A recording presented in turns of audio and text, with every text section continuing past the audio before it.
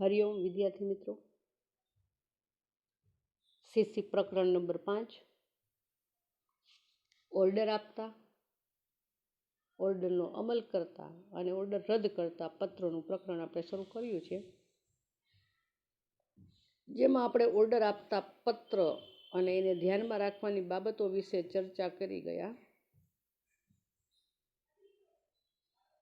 આજે આપણે ત્યાર પછીનો મુદ્દો જોશું કે ઓર્ડરની સ્વીકૃતિ અને અમલના પત્ર, એટલે કે ઓર્ડર આપવામાં આવે પછી સામે એની સ્વીકૃતિ થાય, એનો અમલ કરવામાં આવે ત્યારે કેવી રીતે પત્ર લખાય.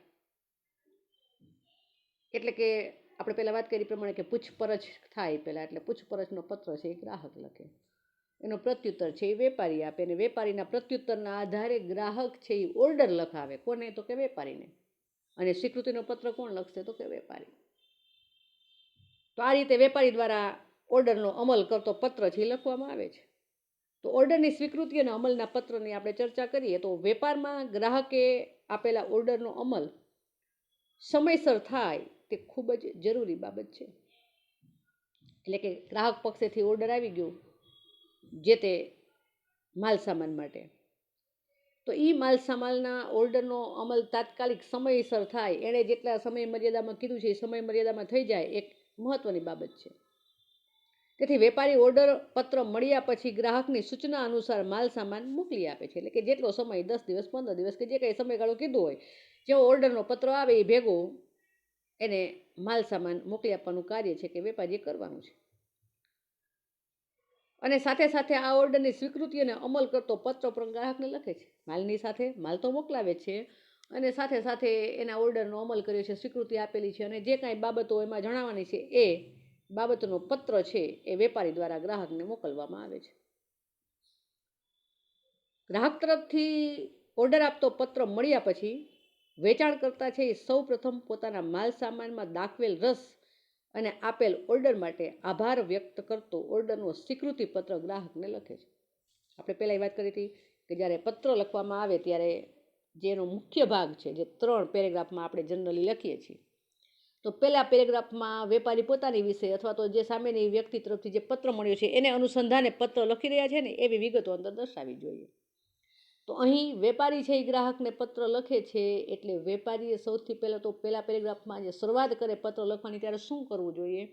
તો કે ગ્રાહકનો આભાર માનવો જોઈએ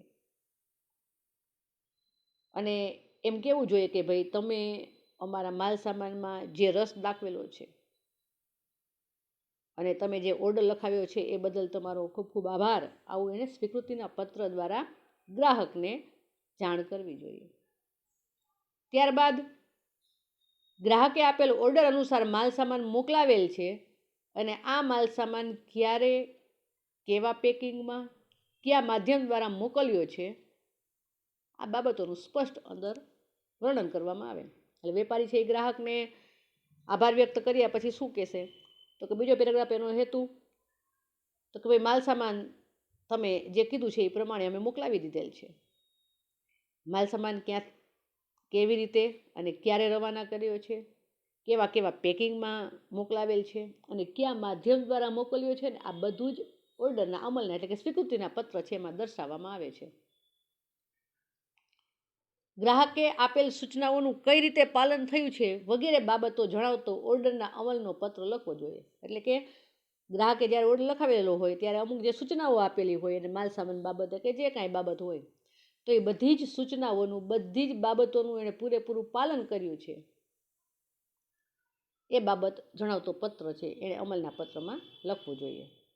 બીજું કે જ્યારે ઓર્ડરની સ્વીકૃતિનો પત્ર મોકલવામાં આવે ત્યારે એની સાથે બિલ, એટલે કે જે માલ સામાનનો ગ્રાહકે ઓર્ડર લખાવેલો હોય એનું જે બિલ બનેલું છે એ બિલ, ટ્રાન્સપોર્ટ રસીદ, એટલે કે જે વાહન દ્વારા માલ સામાન મોકલવામાં આવેલું છે ને એ ટ્રાન્સપોર્ટ રસીદ, જો રેલવે મારફતે હોય તો રેલવે રસીદ, બસ મારફતે હોય તો એ રસીદ, ટૂંકમાં જે અથવા તો ટ્રાન્સપોર્ટ કંપની દ્વારા મોકલાવેલો હોય તો એ જે બાબત, ટૂંકમાં જે માર્ગે માલ સામાન મોકલાવેલો છે એની રસીદ સાથે મોકલવામાં આવે છે. આમ ઓર્ડરના અમલનો પત્ર કાયદાકીય રીતે ઓર્ડર આપતા પત્રમાં ગ્રાહકે રજૂ કરેલ દરેક બાબતો સ્વીકારી અને વેચાણ કરતાં તે મુજબ ઓર્ડરનો અમલ કરે છે એમ કહી શકાય. એટલે કે ગ્રાહકની જે અપેક્ષા હતી, ગ્રાહકે જે બાબતો રજૂ કરી હતી, બધી બાબતોને સ્વીકારી અને વેચાણ કરતા છે એને ઓર્ડરનો અમલ કરેલ છે એમ એમાં દર્શાવવામાં આવે છે. ગ્રાહકે આપેલ ઓર્ડર મુજબ વેપારી પાસે તે સમયે માલ સામાન પૂરતા પ્રમાણમાં ન હોય તો તે કાં તો વધુ સમય મર્યાદાની માંગણી કરી શકે અથવા તો ઓર્ડરનું અંશતઃ પાલન કરશે અથવા તો અવેજી માલ સામાન વિશે દરખાસ્ત મૂકશે. આ બધી જ બાબતો ઓર્ડરના અમલને સંલગ્ન હોય તે અંગે પત્ર લખવામાં આવે છે.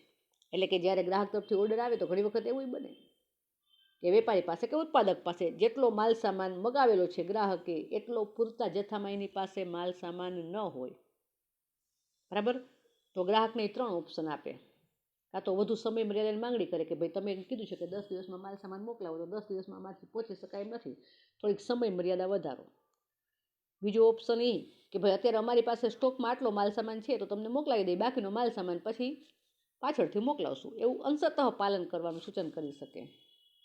અને ત્યાં ત્રીજી દરખાસ્ત એવી પણ મૂકી શકે કે ભાઈ આ પ્રકારની વસ્તુ અત્યારે તમે જે ઓર્ડર લખાવ્યો છે એ પ્રકારની વસ્તુ અત્યારે હાલમાં અમારી પાસે ઉપલબ્ધ નથી, પણ એની બદલે આ વસ્તુ છે એ પણ સારી છે, તો એના જેવી જ બીજી કોઈ વસ્તુ હોય તો એવું ખરીદવાનું પણ ગ્રાહકને સૂચન કરી શકે. તો આ 3 ઓપ્શન દ્વારા એ ઓર્ડરની સ્વીકૃતિ કરી શકે જો એની પાસે માલ સામાન હોય નહીં તો, અને હોય તો એ મોકલાવી આપે. તો આ રીતે ઓર્ડરનો અમલ કરતો પત્ર છે એ વેપારી છે એ ગ્રાહકને લખે છે.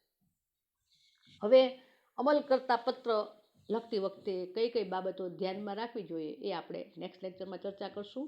હરિઓમ.